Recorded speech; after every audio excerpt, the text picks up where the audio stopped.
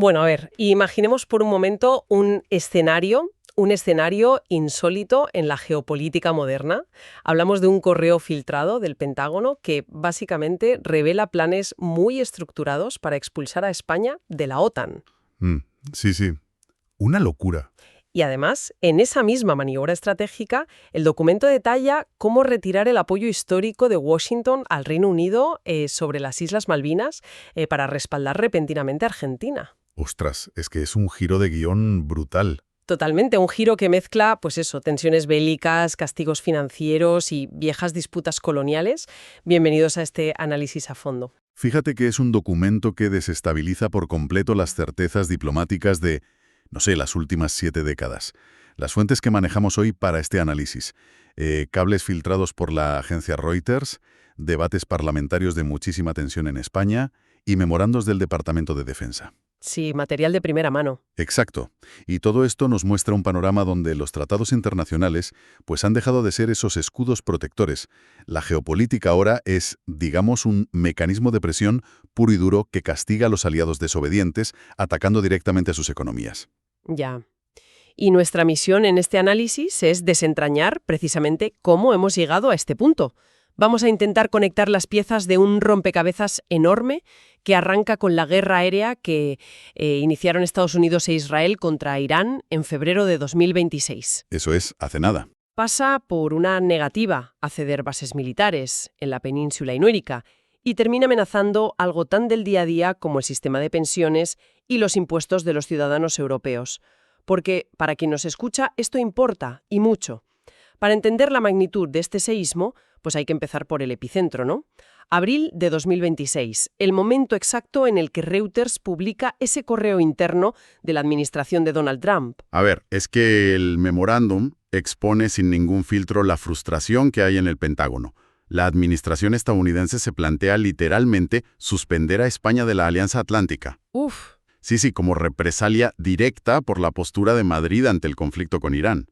Básicamente, Estados Unidos necesitaba desesperadamente lo que en el argot militar se llaman derechos SABO. que son acceso, estacionamiento y sobrevuelo, ¿verdad? El gobierno español se negó en rotundo. Vale, vamos a desgranar esto, porque aquí surge una primera duda logística que me parece muy evidente. A ver, si un país soberano cierra su espacio aéreo, pues uno tiende a pensar que el ejército más poderoso del mundo coge, reprograma las coordenadas, da un rodeo por la costa y ya está, problema resuelto. Claro, sobre el papel suena fácil. Exacto. Entonces, ¿por qué la negativa sobre dos bases concretas en el sur de Europa provoca una propuesta de castigo tan radical desde Washington?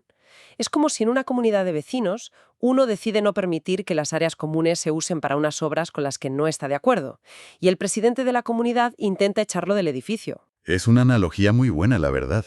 Y si conectamos esto con el panorama general, la respuesta está en la pura geografía y en los límites físicos de la aviación. A ver, Rota y Morón no son simples pistas de aterrizaje que puedas cambiar por otras. Ya, son críticas. Son el embudo logístico literal, que conecta el Atlántico con el Mediterráneo y de ahí con Oriente Próximo. Los cazas y bombarderos tienen una autonomía de combustible súper estricta. Claro, no pueden volar eternamente. Eso es. Y la base de Morón, sobre todo, tiene una infraestructura gigante para desplegar aviones cisterna. Necesitas reabastecer en vuelo de forma constante para mantener una campaña a miles de kilómetros. Si les quitas esa plataforma, la cadena de suministro aéreo colapsa. Madre mía. O sea que la decisión española no es solo decir no diplomáticamente, un desplante. Es una maniobra que debilita físicamente las operaciones del Pentágono en medio de una guerra. Totalmente. Desde la óptica de Washington, y sobre todo bajo la doctrina de Pete Hegseth, el actual secretario de Defensa, esa negativa es una traición al concepto mismo de alianza. Hegseth argumenta que los misiles iraníes son una amenaza existencial para Europa. Y claro, el Pentágono dice, a ver, ¿de qué nos sirve una alianza si, en el peor momento, un socio clave te bloquea las infraestructuras? El correo muestra que quieren sentar un precedente. Un aviso a navegantes. Exacto. Un castigo ejemplar contra los países difíciles, restringiéndoles inteligencia, puestos de mando o, ya en el extremo, suspendiéndolos de la OTAN. Vale, pero Y aquí entramos en la letra pequeña. Si miramos los textos legales, la OTAN tiene un problema con esto, porque si el Pentágono quiere castigar a alguien, se topa de frente con el Tratado de Washington de 1949.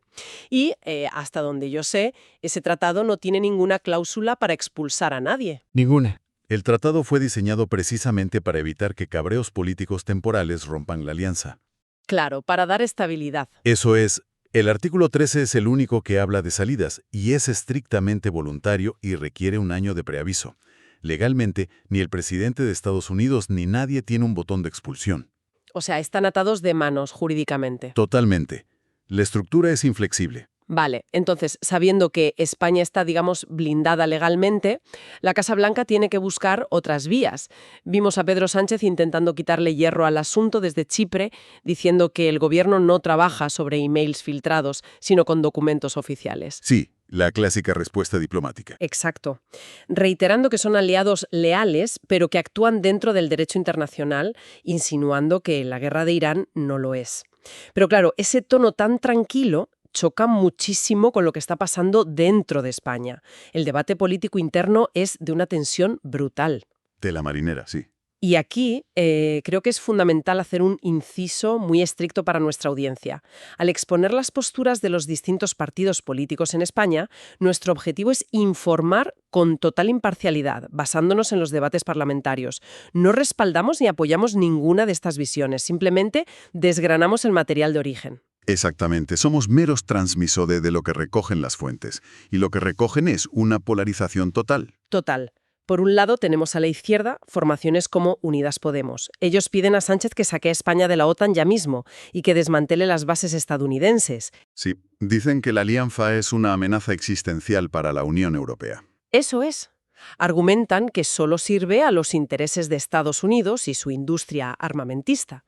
Y luego, en el otro extremo, tenemos al Partido Popular, la oposición conservadora, que tiene una visión opuesta. Radicalmente opuesta, claro.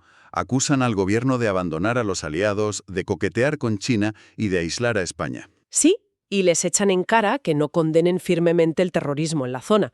Y bueno, la respuesta del gobierno a todo esto es acusar a la oposición de querer meter al país, literalmente, hasta el cuello en una guerra ilegal.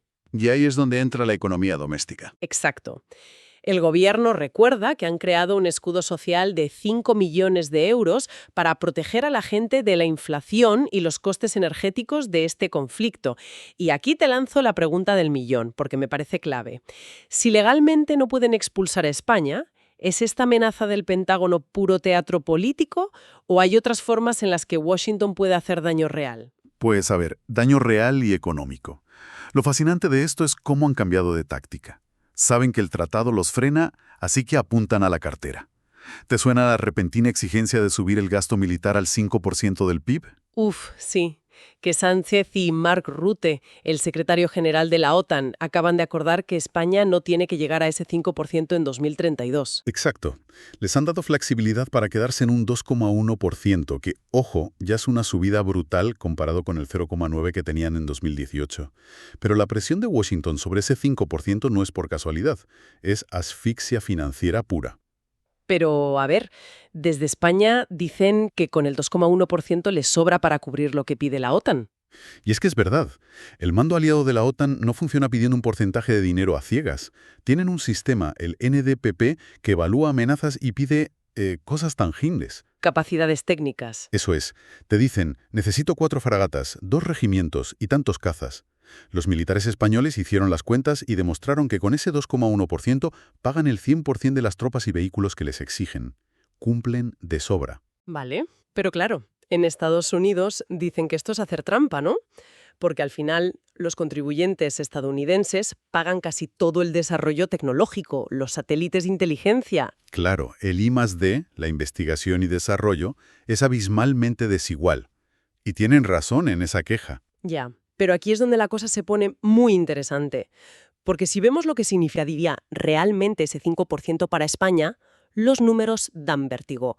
Hablamos de 350.000 millones de euros extra para 2035. Es una cifra inasumible. Es demoler la estabilidad del Estado. Es que para recaudar eso, tendrían que subirle los impuestos a cada trabajador en unos 3.000 euros anuales. Madre mía. O, si no suben impuestos, meter un tijeretazo del 40% a las pensiones públicas o reducir a la mitad la educación pública. Es que es un suicidio político. Ningún gobierno puede hacer eso. Y por eso, España y Europa están proponiendo una alternativa, que es la autonomía estratégica europea. En lugar de comprarle todo desesperadamente a las empresas de Estados Unidos, proponen compras conjuntas y crear un ejército común europeo.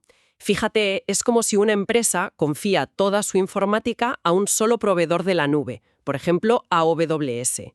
Todo va bien hasta que el proveedor te triplica el precio o te pone normas inaceptables. Te tienen atrapado. Exacto. Y migrar tus propios servidores costaría años y una fortuna. Pues Europa se ha dado cuenta de que sus servidores de defensa están en Washington. La analogía es perfecta, de verdad. Y claro, el plan europeo es empezar a construir esos servidores propios. Darle dinero a gigantes como Airbus, Dassault o Rheinmetall. Para no depender tanto. Exacto. Intentan romper ese ciclo donde subir impuestos en Europa significa engordar las cuentas de los fabricantes de armas de Estados Unidos. Y a la Casa Blanca, lógicamente, esto le parece una amenaza a su monopolio en el Atlántico. Bueno, y una amenaza que ha provocado una rabieta de proporciones históricas, porque no es solo España. Trump ha llamado cobardes y tigres de papel a los aliados europeos. Sí. Las palabras grusas han volado. Reino Unido y Francia también se plantaron. Se negaron al principio a unirse al bloqueo naval en el estrecho de Hormuz si no había un alto el fuego duradero. Claro. Y esto plantea una pregunta importante. ¿Cómo respondes a aliados que tienen armamento nuclear y poder de veto en la ONU? Pues atacando donde más duele, reabriendo viejas heridas. Y vaya si las han reabierto, porque el correo filtrado tiene un plan secundario alucinante contra el Reino Unido. Retirarles el apoyo diplomático histórico sobre las Islas Malvinas y empezar a apoyar la reclamación de Argentina. De un cinismo absoluto. O sea, coger un trauma enorme, la guerra del 82, donde murieron cientos de personas, y usarlo como moneda de cambio para presionar a Londres. Totalmente. Y aquí influyen muchísimo las relaciones personales, que hoy en día condicionan los pactos internacionales.